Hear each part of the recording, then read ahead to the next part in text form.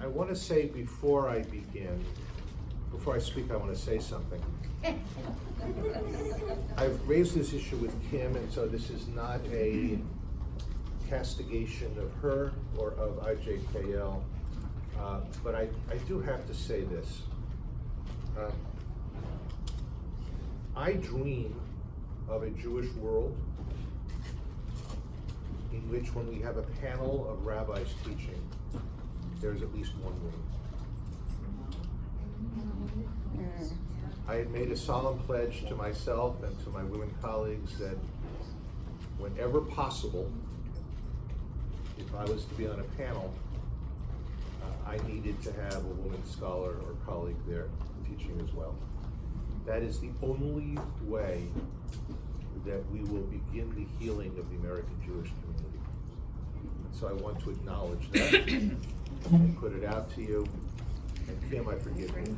I know there were women teachers who could have been here and were out of town. And Rabbi Tirza Firestone is coming in January with a very large weekend of events. So we're working hard at the balance. So that being said, I want to open up the conversation about the days of awe by talking about reclaiming women's voices. First of all, I prefer the term days of awe, or Yamim Noraim, the awesome days, the days that fill us with dread, fear, and delight, to high holy days. One of these days I will do research as to where high holy days comes from, whether Hallmark invented it or whatever. But these awesome days are awesome because what they are about is about hearing. For example, it is not a mitzvah to blow a shofar. It's a good thing to do. Maybe it's a mitzvah, not a mitzvah. Mitzvah is lishmoa kol shofar, to hear. To hear. And so I want to talk about how we hear women's voices. And I want to talk about the shofar in particular, because I want to share with you what I think is one of the deepest, one of the most profound teachings that we have in our tradition, which sums up for you the essence of Jewish moral consciousness during very difficult times. There are many debates about the shofar in the Talmud. And a certain position takes it that the blasts of the shofar should be short, piercing cries, like the cries of a woman. And the Talmud actually calls Rosh Hashanah Yom Yivava, the day of moaning, of crying. And then I start thinking about this, and I ask myself, well, what woman would have been the woman crying that the shofar is meant to invoke? Now, what I want to tell you is something that you're going to see when you are in synagogue on Rosh Hashanah, or what you're going to hear. If there is one sound that dominates the scriptural readings for Rosh Hashanah, it is the sound of women crying and screaming. What do I mean by that? In the traditional synagogue, on day one, the Torah reading is the story of Hagar and Ishmael. And we hear Hagar screaming, "Let me not look on as the child dies." I don't think it would be overly glib for me to say the following. Hagar, if not in our tradition, then certainly in Christian feminist traditions, and to some extent in Muslim lore, is the quintessential refugee woman. My friend Lee Beisel just came out with a new book about refugees. When we think about the situation on our nation's borders, we think about children and we think about mothers who are screaming. Hagar is the only person in all of Jewish literature who actually gives a name to God. She calls God El Roi, the God who sees me, the God who perceives my pain and my tsuris. No one else has ever given a name to God, with the exception of Mordecai Kaplan many, many centuries later, as the power that makes for salvation. So that's one crying woman. A second crying woman, the Haftarah of the first day, or the only day in some Reform synagogues, Hannah, weeping for a child, praying silently. As my friend and teacher Tova Hartman has said, that if you look at our traditional literature, almost every halacha about the meaning of personal prayer is derived from the way Hannah prays. She is the model for how you're supposed to daven. It could have been Hannah. Second day could have been Rachel, weeping for her children, ki einenu, for they are no longer, they are gone. Kol nishma b'Ramah, a voice is heard in the Ramah. It could have been Sarah, whose cries are implicit but not explicit. Oddly enough, though, the Talmud says that none of those crying women are the voice of the shofar. Talmud says that the crying woman whose cries are echoed in the call of the shofar is Em Shel Sisera, the mother of Sisera, whom I shall call Mrs. Sisera. Who he? Well, don't be overly guilty if you've never heard of it. In the story of Deborah, which is the Haftarah for Shabbat Bashalach or Shabbat Shira, Deborah is a judge, a tribal leader, and she pulls the Israelites together into a loosely formed coalition against a Canaanite general named Sisera. If you read in the story, another real badass woman, that's the technical term, Yael,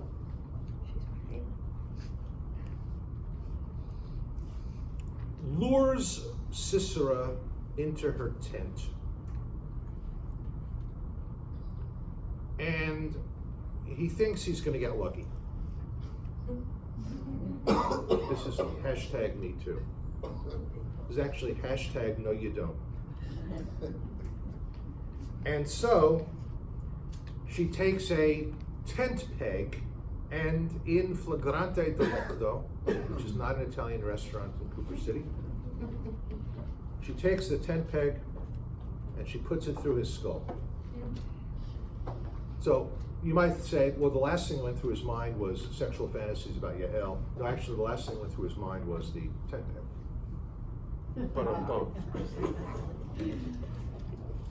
So this is a story of assertive women. And at the end of the poem of Deborah, the Song of Deborah, there is a beautiful, beautiful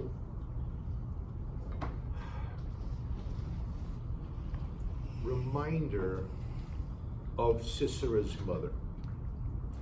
Through the window peered Sisera's mother, behind the lattice she gazed. Why is his chariot so long in coming? Why so late the clatter of his wheels? The wisest of her ladies give answer. She too replies to herself, they must be dividing the spoil they have found. So you've got this mother of a Canaanite general looking out the window. Where is that boy? He said he'd be home by now. Oh, I know, he's, they were out, raping and carousing, stealing, so they must be, dividing the spoil, boys will be boys. Hey, it's wartime. But, in fact, Mrs. Sisera knows, and she's looking out the window, and she knows that Sisera's not coming home. And she cries. Now, I've often thought about this story, and I've thought about waiting. I've thought about the metaphor of waiting. I've thought about when you're in the physician's office in the waiting room, and the word patient has several meanings. And you're waiting for the doctor to tell you what was in the blood work.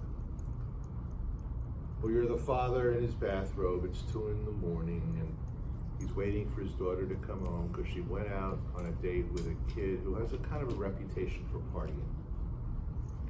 Or you're 17 years old and you wait by the mailbox for the envelope that will reveal to you where or where not you're going to be spending the next 4 years. You got it? And on Rosh Hashanah, God is like Mrs. Sisera. Mrs. Sisera is God in drag, waiting for her kids to come home. Now, I want to up the ante for you, and this will be the burden of what I say.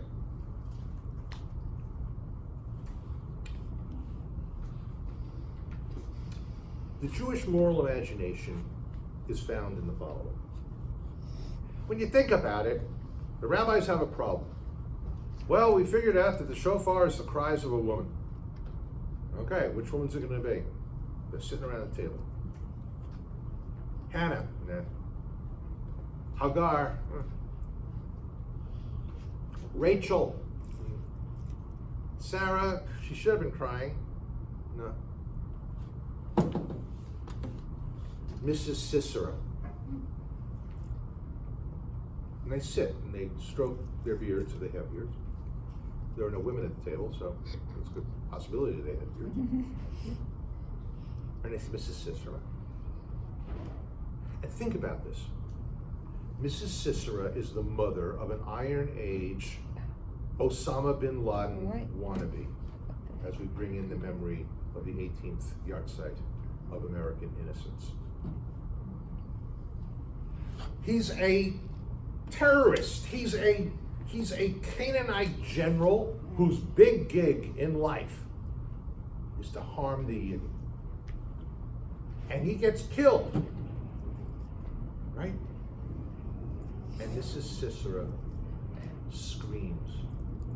The rabbis could have chosen any woman, because they had binders filled with women, for the weeping woman. And they say it's Mrs. Sisera, the mother of our enemy. You got that? Now you tell me. What does that say about the Jews? What does that say about our tradition? What would someone hearing this, you tell me, what would they say? What would they think? She's still a mother. What's that? She's still a mother. She's still a mother. What else? We're crazy. Why are we crazy? Because we're having compassion for our enemy, terrorists, not just the regular. We are crazy. What else? What else would they say? Yeah. That we all contain the same seeds of hate, revenge, love, compassion. None of us are separate from that. You know, I'm thinking about the HBO series Our Boys. I don't know how many of you have seen it. About the kidnapping and murder of 3 Israeli teenagers in late June 2014. Oh, yeah. And then the revenge kidnapping and killing of Mohammed Abu Dahir, who was a Palestinian boy. And it's an amazing show. You really should see it. And it's a great police procedural. It shows how the police work and how the Shin Bet works. My nickname for the program is Law and Order, SVU, Semitic Victims Unit. But one of the things that it shows, and one of the things that people haven't figured out, is that it shows the anguish of a Palestinian family whose kid is killed. And it actually lifts up that anguish. To remind us of Mrs. Sisera. So the point is this. We, my friends, are a people that tells a certain kind of story about the origin of the shofar blasts. We go outside our tent. We say the woman who is crying is the mother of our enemy, and she deserves respect. And she deserves empathy. What Our Boys does not show is that I was in Israel late June, early July 2014. I was there when the boys were kidnapped. I was there for the national shrieking and wailing in Shiva. And then I was there when this Palestinian boy was kidnapped, when they discovered his burnt body in the Jerusalem forest. What it doesn't show is that my colleagues who were at the Shalom Hartman Institute with me, who were studying, they all got together and they took cabs and they went to the refugee camp at Shufat and they sat with the Abu Khadir family on the floor and they wept with them. That's who we are. When we lose that, we are in very, very big trouble. I will not mourn the loss of Jewish ethnic eating if chicken soup is forgotten by subsequent generations. Okay. If my daughter-in-law never really figures out how to do kugel, it will not be a great tragedy. But if we ever forget that we are a people who are compassionate people and the children of compassionate people and the parents of compassionate people, we are in, as we would say, Gahaktan Suris. L'shana Tova. Thank you. Nobody, you want to applaud before he speaks, but not after? Question? And you'll introduce yourself, Rabbi Gross. We'll tag team, because I like the geschraying aspect, the woe, the anguish, and the pain.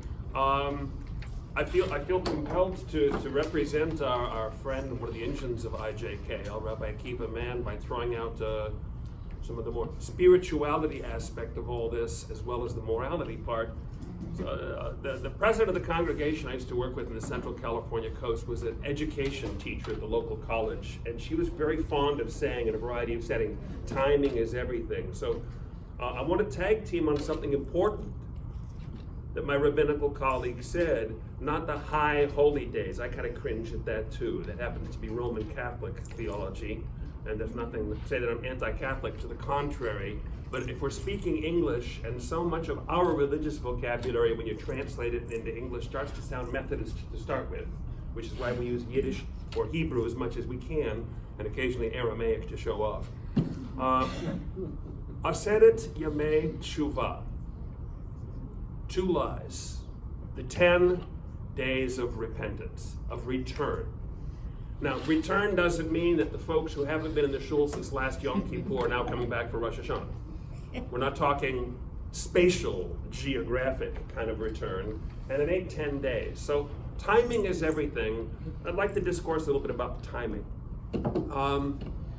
We were all taught as kids in elementary school, this current month of September is on a calendar year, which month out of the 12? Yeah, not a trick question. We were all taught in unison, 9th month. because January 1st, the feast of the circumcision of our Lord, is on the Roman Catholic calendar, the first day of the new year, dating from not so much the birth of Jesus, but the circumcision, because being a nice Jewish family, who cares when the kid is born? The bris is when you enter the covenant. So, however, January 1st has only been New Year's Day since 1587. There's an awful lot of history before that, including the Roman calendar on which Christianity bases the calendar we use every day. So how many legs does an octopus have? And no October. Which month is it on the Roman calendar? 8. November. December. January, February are 11 and 12. March 1st was New Year's Day up to 1587. Where does a circle begin or end? And the answer is none. When you were a kid, come on, maybe the guys did this and the girls were too classy, because girls are too classier than guys anyway. But you took a couple of playing cards and a clothespin and you clipped it to the front yoke of your bike. So as you ride along, the spokes go bump against it, and you can pretend you're a Harley Davidson. Yep. Question: which spoke did you put it on? Answer: Verves, and who cares? There is no beginning or end to a circle. Any random dot you put on becomes the point from which you count. So where is New Year's Day? Our Muslim cousins observed the last weekend as Rosh Hadis, first day of Muharram, and a new year, turning over. They make no fuss about it at all, except that Muhammad, being influenced by the Jews that raised him as an orphan, admired the fact that not only do we make a fuss over New Year's Day, but the 10th day of the new year was a sacred and solemn fast of the spirit. Yesterday was Ashura on the Muslim calendar, the 10th day of the lunar month. But since Islam is a universal faith system that doesn't have a particular country that they have to be tied to the agricultural cycles, as we Jews do, the Muslim calendar just keeps falling behind by 11 days every year, so New Year's Day is not made a fuss over, but frankly, every 18 years, well, let's do it this way. If the Jewish calendar worked the way the Muslim calendar does, purely lunar, 1 month is one lunar cycle, and you don't care about the solar years, you're going to keep losing 10, 11 days every month, and every 18 years you'll have your Hanukkah latkes with the 4th of July with your hot dogs. The Christian calendar dates January 1st, randomly from the Feast of the Circumcision, and yet the week before that, the Nativity. Where do you count from? Christianity is an explicit, unique faith system. Islam is a specific, unique faith system, and yet they are both universal for the whole world, offering salvation and redemption to everybody. Yet their calendars count the years from very specific historical events of significance to that faith circle. We Jews, currently at 5779 for another couple weeks, counting from what? Hayom Harat Olam. When we blow the shofar, the choir sings 3 times, Hayom Harat Olam. This day is the not birthday of the world. That's how we translate it for the kids. Harat is impregnation. A moment of departure from which it can all begin. A moment of potential. Our very explicit and specific community, the only religion in the world that is also a national ethnic group with a corporate shared history and a corporate identity, has the most universal calendar. We count from when God started the clock on the drama of human history. And where does that go on the circle? September. Yeah, don't throw in my face the fact that this year, because of the intercalation, we tweak the calendars. Those lunar months do correlate to the solar year. All right, so call me a liar because this year Daf gets October the 1st. But you'll seldom see Rosh Hashanah very far into October. You'll never see it back into August. It's in September, which is which month again? 9. Which month? September. Penta, hexa, hepta, the 7th month of the year. And there's the conundrum. Oh, that's interesting. Why would you start your calendar year in the 7th month? And the answer, das ist geschrieben. Leviticus 23, God said, the first day of the 7th month will be a Mikra Kodesh, a sacred convocation to come together for uplifting purposes, but it's not called Rosh Hashanah. We figure it out because God says to be proclaimed by shofar blasts, trumpet blasts. So we say, okay, it must be Rosh Hashanah. But why would you start your year in the 7th month? Hold that thought simmering in a stock pot on the back burner for a minute. 1748, Yaakov Kuli, brilliant Sephardic rabbi, publishes in Istanbul a fabulous Torah commentary called Me'am Lo'ez. It's a Ladino discussion of the Torah and everything in it. It's also, if you remember from 1973, the Jewish Publication Society's The Jewish Catalog, which the New York Times Review of Books described as a cross between the Babylonian Talmud and the Whole Earth Catalog. Sort of a hippie, hands-on, do-it-yourself Jewish kids. It was wonderful. Well, Yaakov Kuli anticipates this. In 1748, Me'am Lo'ez is a Torah commentary and a cookbook and lots of other things. In his discussion of the creation account in Genesis, he does a throwaway about the signs of the Zodiac. And he says clearly what our sages in antiquity call Akum, acronym for Ovdei Kochavim Umazalot, those who worship the stars and the constellations, think these have some mystical power and govern our lives. He said, any powers or attributes they may have are simply those that our Creator has given them, like the suns to shed light, the moon to reflect it. So if they have any influence on their lives, they're not to be worshipped. You're to regulate your life by them accordingly, and that's it. But for official purposes, from an official top of the line, if there were a Jewish pope, he would say so. Religious perspective, we Jews officially aren't swayed by or interested in astrology and having our star chart done. With 2 exceptions. In the 1st month, where Jewish history begins, Exodus 12, God meets Moses outside the capital city of Pharaoh. It says specifically, Be'eretz Mitzrayim, in other words, out in the countryside. And says, HaChodesh Hazeh Lachem Rosh Chodashim, which means your choice of 2 things, because Hebrew is like poetry, a moving target. See that new moon just showing up over the horizon, right on top of the setting sun, like a little fingernail paring of light? That renewal of the moon is how you guys will be counting time from now on. Circular time. Or it could mean this month, represented by that moon, is the first dot on the timeline of Jewish national history in linear sense. This is where your history as a national entity, Bnei Yisrael, the Israelites, the Jews, it starts here.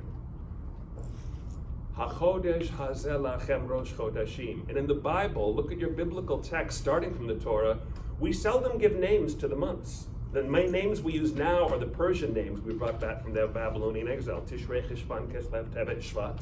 These are Persian names. On 3 occasions, useless biblical trivia, final Jeopardy question, the Bible does use in the narrative in Kings reference to the local Canaanite names for a couple of months. King Solomon begins construction of the temple in the month of Bul. Modern Israeli Hebrew, Bul is a postage stamp. But our ancestors referred to the months the way the Romans did, not by name, but by number. September, October, November, December. 1st month, 2nd month. Temple was destroyed in not 9th of Av, but the 9th day of the 5th month. And the new year begins in the 7th month, whereas our history began in the 1st month. And there is our dialectic. Why the Zodiac? Because the sign of the Zodiac for Nisan, the 1st month of the year, is Aries, the ram, calling to mind the sheep, the blood of which is slaughtered, put on the doorposts to mark the birth of the Jewish people. The sign of the Zodiac for the 7th month, halfway across the year now, Tishrei, is Libra, the balance. So why do we observe our new year in the 7th month instead of the 1st? Because the 1st month commemorates the drama of the Exodus experience, which marked the birth of the Jewish people, capital P.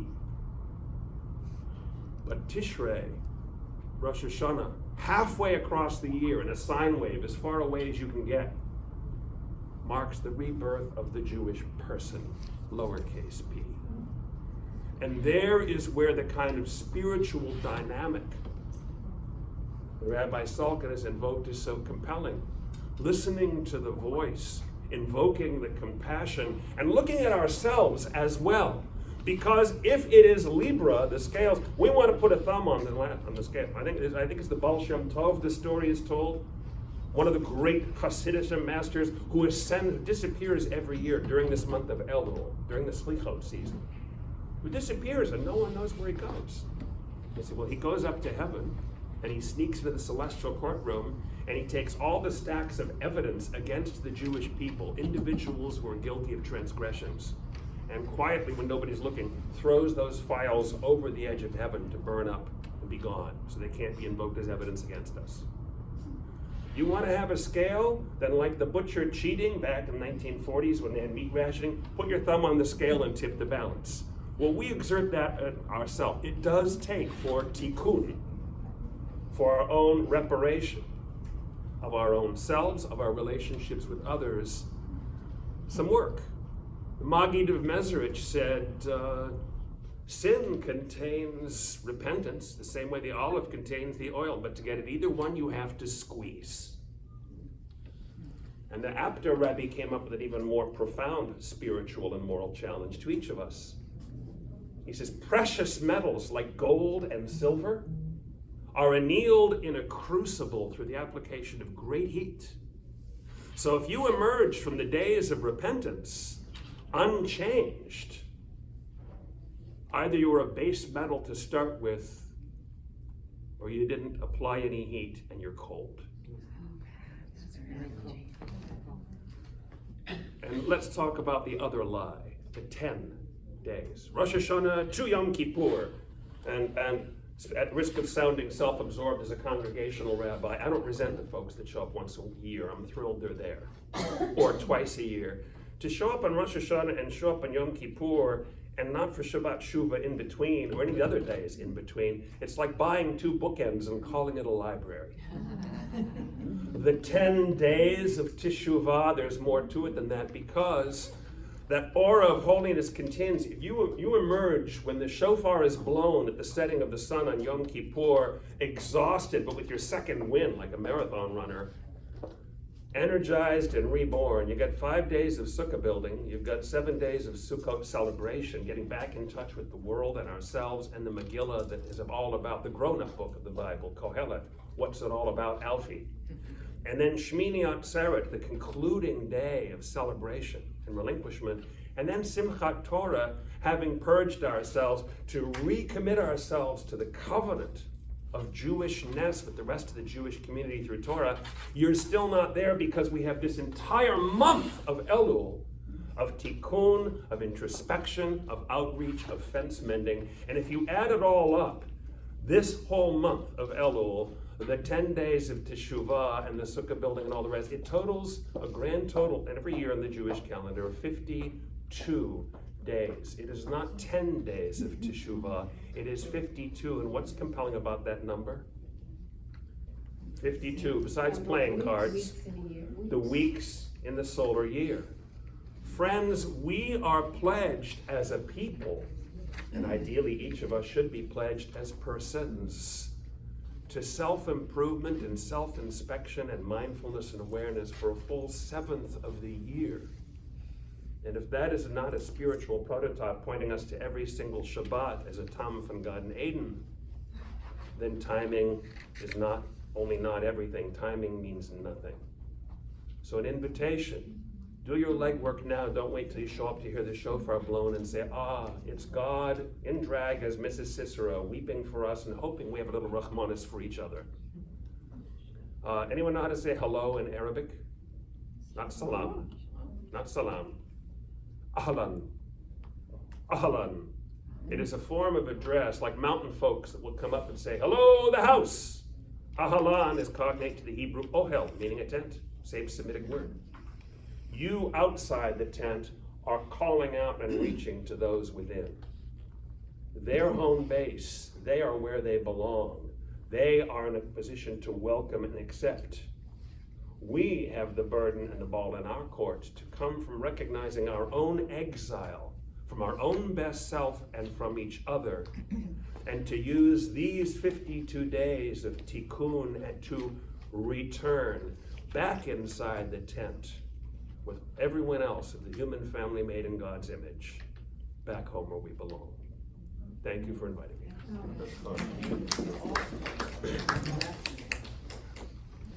Rabbi I have Paskin. no idea what I'm gonna say at this point.